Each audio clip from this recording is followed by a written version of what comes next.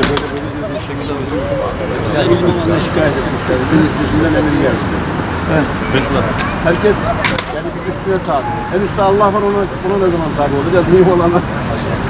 Hocam hürmet ediyorum. Hadi sağ olun. Kamınız cennet olsun. Allah muvaffak eylesin. Allah muvaffak. Şimdi benim kaç tane kaç şey için demiş. Var tabii bunun yaşadılar. Bugün söylemiş ise güzel gelsin. Ben telefonla konuşuyorum ailede. Benim şey. Allah benim asıl vardı ama yerleşmiş. Yani oradan seyyar satma gibi geçmemiş. O gitti. Dur. Ya dur. Ya da bir daha git. Yani hatta aynı yere eğer sevdirdiysen kendini not al. Bu adam senin çıkındığından etkileriydi. Ben buraya bir daha var. Hazır bir daha. Tekrar et. Arabaların çatılarını yolladı. Bunun da yeri bir başka. Ha. Evet. Bu olmadan olmuyor. Hocam zavallı başkanım. Öncelikle insanımızın Allah-u Teala ile olan bağlantısının çok sağlam olduğunu gördüm. Yani gerçekten bölge insanı da olabilir ama tamamı. Yani sadece deprem bölgesindeki insanlar değil, hepsinin Allah-u Teala ile güzel bir irtibat halinde olduğunu gördüm. Tabii şu vardır, yaratılışımızda yani zor günlerde, zor anlarda insanlar elbette yani hani Kur'an-ı Kerim'de gemi dalgalara tutulduğu zaman işte muhlisine lehüddine yani halis bir şekilde dine sarılırsınız diyor. Ama yani öyle değil. Daha güzel bir şekilde ben iyimser olarak konuşuyorum. Her şeyden önce insanımızın Allah-u Teala ile olan irtibatının, bağlantısının, yakınlığının güzel olduğunu gördüm. Bundan dolayı da yani seviniyorum. Yani bu zannedilmesin ki yani bazıları şöyle zannediyor. Efendim böyle bir şey yok da sadece işte göçük altından birileri çıkarılınca orada bir takım insanlar Allah'ı diyor falan. Hayır. Yani biz şeyden çıkanları da dinliyoruz. Göçük altından çıkanları yani durmadan dua ettim diyor. Durmadan Allah-u Teala'ya dua ettim diyor. Müsaadenizle yani bu insan iyi bir makamdadır o anda. Allah-u Teala'ya yaklaşmıştır. Ve onun için şu var yani belki ben burada ayrım yapmak istemiyorum ya. Peygamber Aleyhisselam çok hadis içerisinde anlatırken şeytan diyor ezanı duyduğu zaman Allahu Ekber, Allahu Ekber diye yani ezanın sesinin duyulmayacağı yerlere kadar firar eder, kaçar diyor. Hatta ilginçtir, kaçarken de böyle yellene yellene kaçar diyor. Ha demek ki Allahu Ekber sesinden yani ta ezelden beri hoşlanmayan birileri vardır. Biz zoraki sevdiremeyiz. Hatta Kur'an-ı Kerim'de de ayrıca vardır. Ve izâ zekerte rabbeke fil Kur'an vahdehu vellev alâ edbârihim nufûrâ. İsra suresinde onlara diyor tek olan o Allah'ı söylediğimiz zaman diyor onlar firar eder. Dönüp diyor nefretle diyor kaçarlar diyor, uzaklaşırlar diyor. Ya bunu biliyoruz. Aslında çok değil. Bunların sayısı da çok değil de teneke gibi sesleri çok çıkıyor o kadar ve güzel insanımızın canını sıkıyorlar yani o kadar. Söylediğim gibi madde birlikte Allah-u Teala ile insanımızın arasının ben mesafe olarak yakınlaştığına inanıyorum. Ama hiç tahmin etmediğiniz insan tipleri yani şöyle baktığınızda yoksan bu İslami bir hayatı yoktur dediğimiz kişilerin bile bir bakıyoruz gerçekten Rabbimizle çok güzel bir ilişkisinin olduğunu görüyoruz. Bunu kazandık. Yani bu az bir kazanç değil. İnşallah bu kazanç bize epeyce bir sermaye olur. Bu yakıt da epeyce bir yere gidebilir. Bu yakıt bizi ayağa kaldırır. Yani bu enerji, bu Allah-u Teala'ya çok güzel mesafeler alacağı kanaatindeyim. Kazandırdığı şeylerden birisi bu. Bu arada Yani onu gören, dinleyen, yardım eden hepimiz. Yani bu enerji öyle bir enerji ki hepimizi içine alıyor yani. Bu öyle bir manyetik alan oluşturuyor. Öyle bir kapsam alanı var ki günümüzün telefon tabiriyle öyle bir kapsam alanı var ki hepimizi içine alıyor Allah'ın izniyle. Güzel bir şey. Önemli olan bu. Ve bir de çok insandan inanın sanki bir Allah'ın velisi, büyük bir evliya gibi işte hocam ya, işte binalarımız. İşte büyük binalarımız. Hepsi de yalanmış diyor.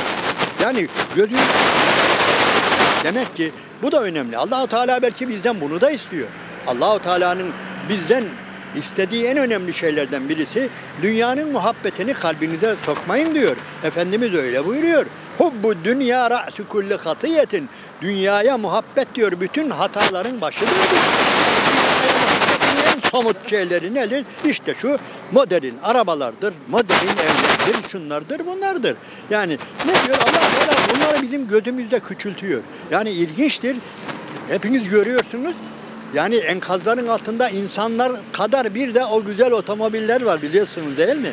Şöyle bakıyoruz hiç kıyamadığınız belki bir çocuk çizecek diye koruduğumuz aman ha yaklaştırmadığımız aman o arabayı çizme falan diye çırpındığımız arabalar hiç diye binanın altında enkazın altında kalmış.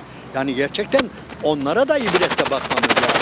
Yani kazanıyoruz. Aslında eğer iyi düşünürsek hepimiz kazanıyoruz. Yani depremzede de kazanıyor, onları izleyen insanımız da kazanıyor. Bütün bunların ben güzel şeyler olduğuna inanıyorum. Diyorum ya güzele çevirebileceğiz. Yani bu enerji madem bu enerjiyle her şey oluyor öyle değil mi?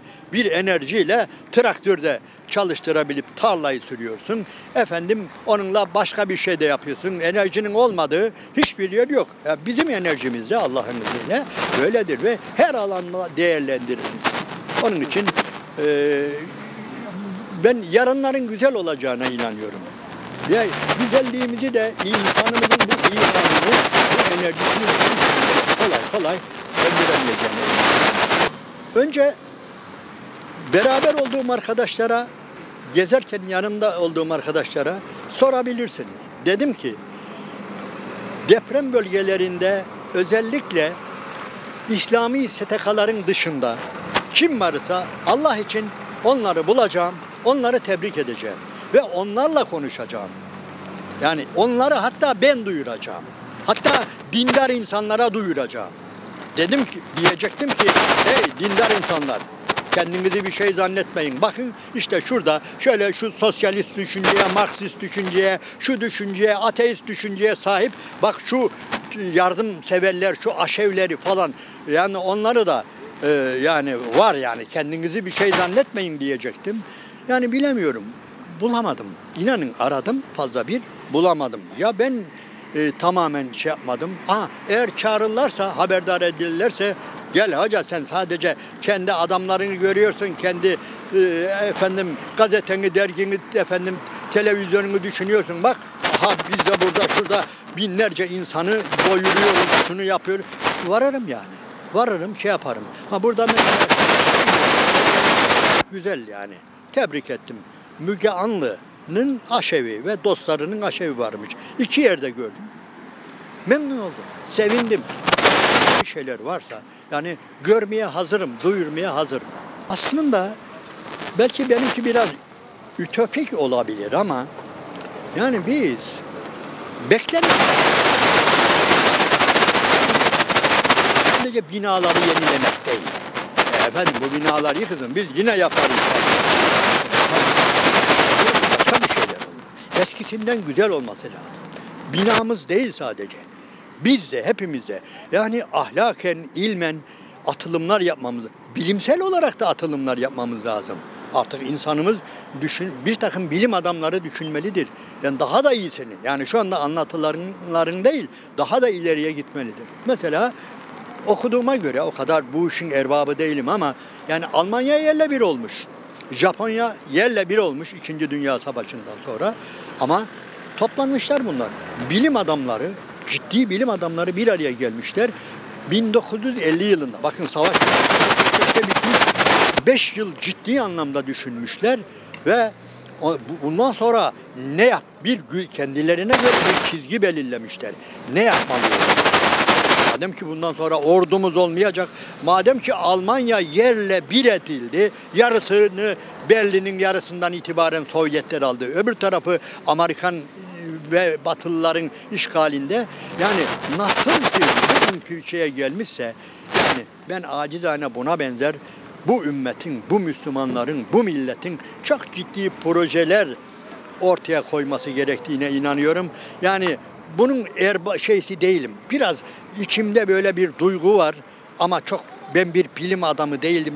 Bilim adamları yani bu anlamda bana göre büyük devrimler yapmalı. Yani Türkiye var ya, bana göre 6 Şubat 2023'ten sonraki bambaşka bir ülke olmalıdır.